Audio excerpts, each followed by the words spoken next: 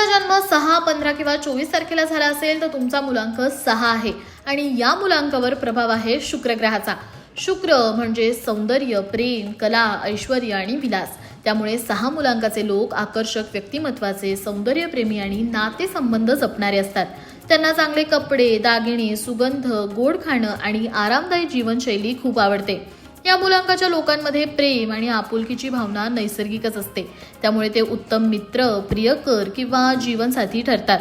पण कधी कधी या लोकांना भौतिक सुखसुविधांमध्ये अडकण्याची शक्यता असते. त्यामुळे आध्यात्मिक गोष्टींकडेही लक्ष देणं तेवढंच गरजेचं आहे.